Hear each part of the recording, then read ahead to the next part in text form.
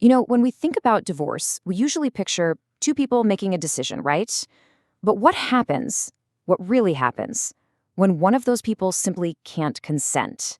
So today, we're going to dive into this incredibly tough and sensitive topic, the legal path to divorce when a spouse is mentally ill or has been unconscious for a long, long time.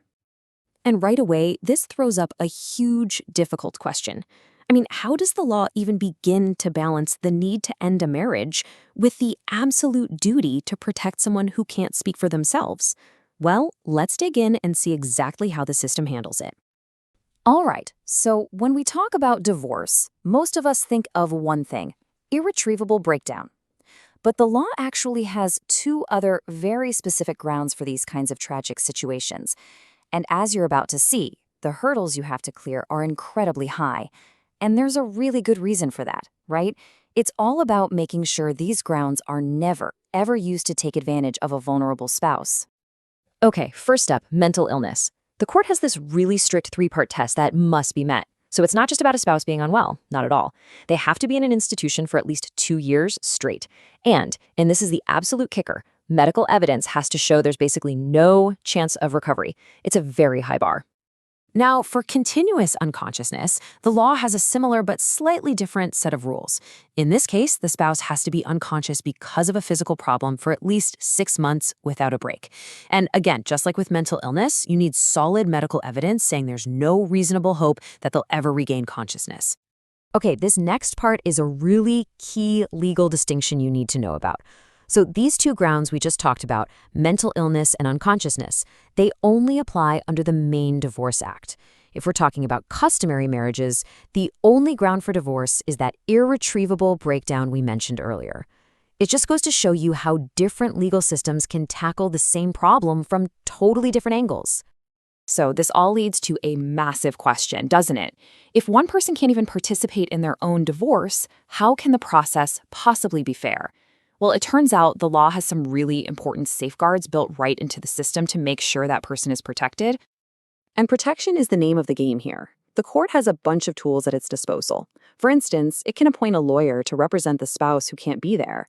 It can even order the person filing for divorce, the plaintiff, to put up money as security for any financial benefits the other spouse is owed. And maybe the biggest one of all, the court is flat out forbidden from making the ill or unconscious spouse forfeit their share of the marital assets. That's a huge protection.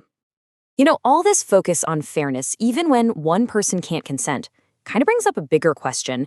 In any divorce, can one person just say no and stop the whole thing in its tracks? Let's take a look at the difference between the theory of the law and what actually happens in the courtroom. So in theory, yeah, someone could stand up and argue that the marriage isn't really broken beyond repair. A court could even hit the pause button and suggest the couple tries to reconcile.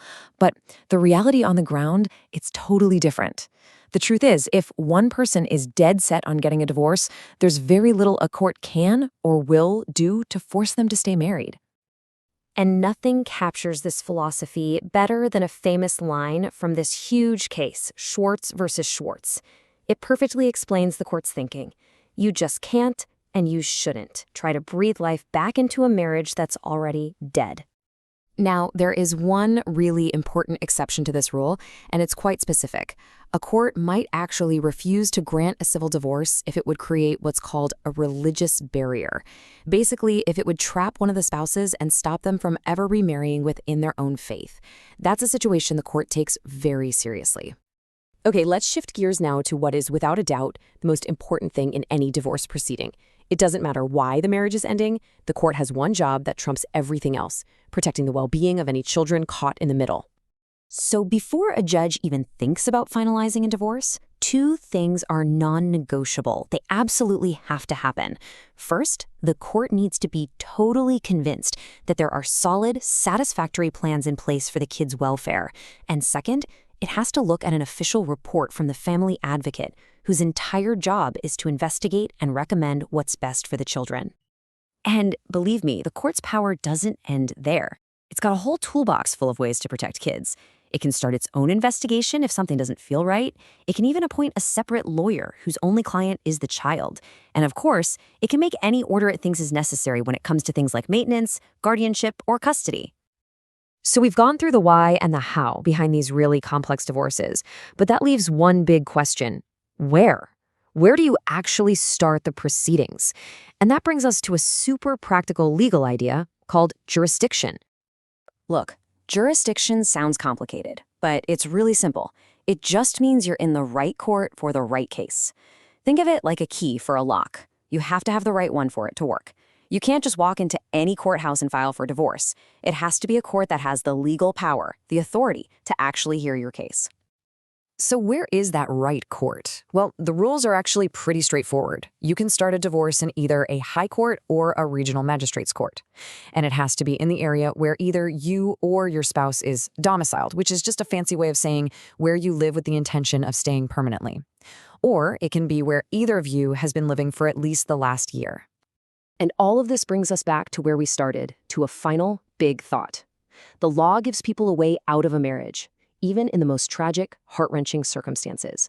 But what we've seen today is that it's a constant, delicate balancing act.